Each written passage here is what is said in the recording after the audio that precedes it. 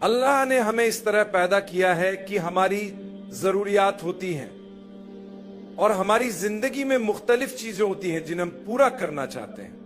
ہم ہمیشہ اللہ تعالیٰ کے محتاج ہوتے ہیں، وہی ہماری ضرورتیں پوری کرنے والا ہے اور ہم اسی کو پکارتے ہیں. کبھی کبھی ہم اللہ کو بہت زیادہ اور بہت لمبے عرصے تک پکارتے ہیں، لیکن ہمیں اپنی دعاؤں کا فوری نتیجہ نظر نہیں آتا. مگر ہمیں یہ جان لینا چاہیے کہ جب بھی ہم اللہ سے دعا مانگتے ہیں وہ دعا اللہ کے ہاں لکھ لی جاتی ہے. دعا کرنا بہت بڑی عبادت ہے.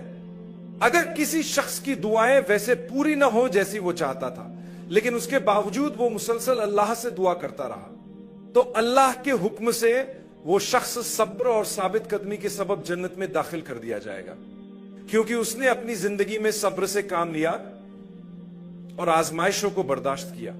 اللہ بہتر جانتا ہے کہ آپ کے لیے کب اور کیا بہتر ہے. وہ جانتا ہے کہ جو چیز آپ مان رہے ہیں وہ آپ کے حق میں بہتر ہے یا نہیں. وہ جانتا ہے کہ اگر آپ کو وہ چیز دی جائے تو وہ آپ کے لیے فائدہ مند ہوگی یا نقصان دہ. کبھی کبھی ہم ایسی چیزوں کی خواہش کرتے ہیں جو ہمیں اچھی لگتی ہیں، لیکن در حقیقت وہ ہمارے لیے نقصان دہ ہوتی ہیں. کچھ چیزیں ہمیں ایسی لگتی ہیں کہ ہمارے لیے فائدہ مند ہیں، مگر وہ ہماری زندگی میں تباہی یا پریشانی کا سبب بن سکتی ہیں. اس لیے ہمیں ہمیشہ اللہ کی رحمت مانگنی چاہیے، اسی پر بھروسہ رکھنا چاہیے اور یقین رکھنا چاہیے کہ اللہ جو کچھ کرتا ہے وہ ہمیشہ ہمارے حق میں بہتر ہوتا ہے. آج میں ایک بہت اہم معاملے پر بات کرنا چاہتا ہوں، اور وہ یہ ہے کہ زندگی میں وہ دروازے جو بند ہوتے ہیں ان کو کھولنے کی چابی کیا ہے. ہم زندگی میں چلتے ہیں تو کئی دروازے بند ملتے ہیں، کئی راستے رکاوٹوں سے بھرے ہوتے ہیں. ان دروازوں کو کھولنے والا صرف اللہ ہے. مثال کے طور پر کسی شخص کا رزق، کبھی وہ مالی تنگی میں مبتلا ہوتا ہے، قرض میں ڈوبا ہوتا ہے، اچھی نوکری نہیں ملتی، تنخواہ کم ہوتی ہے، کبھی صحت کے مسائل ہوتے ہیں، کبھی گھریلو مسائل، کبھی بچوں، بیوی، والدین، بہن بھائیوں یا رشتہ داروں کے ساتھ مسائل ہوتے ہیں. ہم ان مسائل کو حل کرنے کی کوشش کرتے ہیں لیکن کچھ نہیں ہوتا، دروازہ بند ہی رہتا ہے. لیکن ان دروازوں کو کھولنے کا ایک طریقہ ہے جو ہمیں اللہ نے سکھایا ہے. یہ ایک بہت آسان طریقہ ہے، لیکن ہم میں سے بہت سے لوگ اسے نظر انداز کر دیتے ہیں. شیطان ہم پر اتنی محنت کرتا ہے کہ جو چیزیں اللہ نے ہمارے لیے آسان رکھی ہیں، شیطان ہمیں وسوسے ڈال کر یہ بتاتا ہے کہ یہ بہت آسان ہے، یہ حل نہیں ہو سکتا، تمہیں اس سے زیادہ کچھ کرنا ہوگا. حالانکہ اللہ فرماتا ہے کہ یہی حل ہے. حل بہت سادہ ہے، لیکن اس پر قائم رہنا ضروری ہے. اگر آپ صرف اس لیے نماز پڑھیں کہ آج آپ بیمار ہیں اور امید رکھیں کہ کل صبح شفا مل جائے گی، تو ایسا نہیں ہوتا. آپ دعا کریں، اللہ سے التجا کریں، کیونکہ آپ کو مالی مشکلات کا سامنا ہے، اور یہ امید کریں کہ کل صبح کوئی 2 ملین آپ کے قدموں میں ڈال دے گا، تو ایسا فوری طور پر نہیں ہوگا.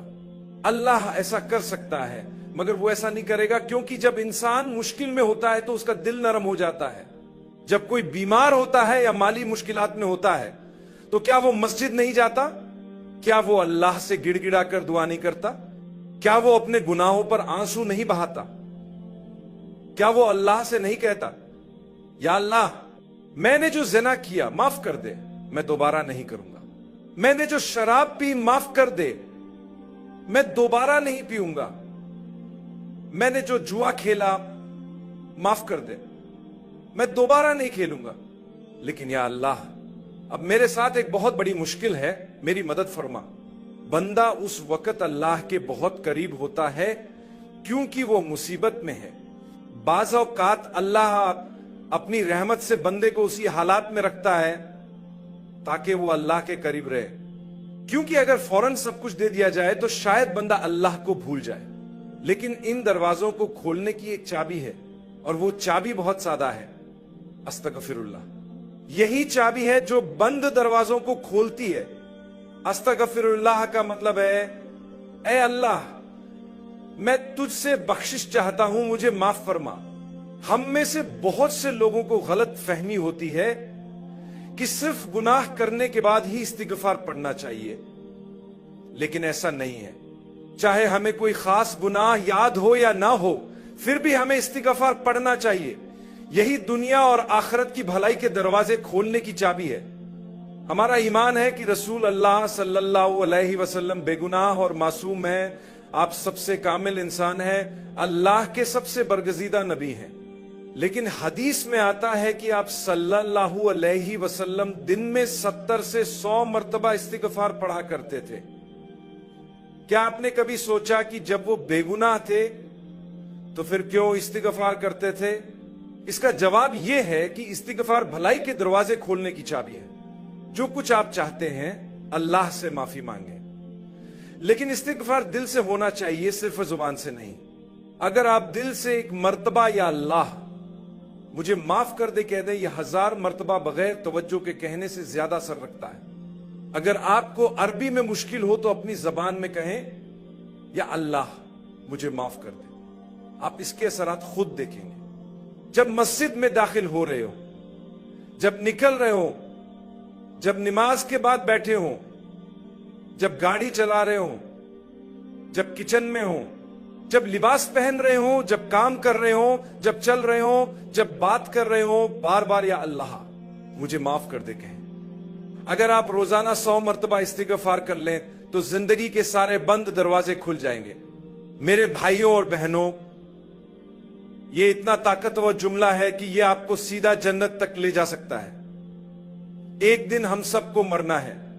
اگر ہم روزانہ استغفار کرنے کے عادی ہو جائیں تو اس کا مطلب ہے کہ جس دن ہم مریں گے اس دن بھی ہم نے کہا ہوگا، اے اللہ مجھے معاف فرما۔ ہر بار جب ہم استغفار کہتے ہیں وہ نام میں اعمال میں لکھ لیا جاتا ہے، اور جب ہم اللہ تعالیٰ کے حضور پیش ہوں گے اور ہمارے اعمال نامے سامنے رکھے جائیں گے تو وہ دیکھے گا کہ اس بندے نے مرنے سے پہلے اس دن 30 بار اے اللہ مجھے معاف فرما کہا۔ کیا آپ سمجھتے ہیں کہ سب سے زیادہ رحم کرنے والا، سب سے زیادہ مہربان اور سب سے زیادہ بخشنے والا آپ کو معاف نہیں کرے گا؟ کیا وہ آپ کو جہنم میں ڈال دے گا؟ ہرگز نہیں۔ اللہ تعالیٰ کبھی بھی آپ کی سچی توبہ کو رد نہیں کرے گا۔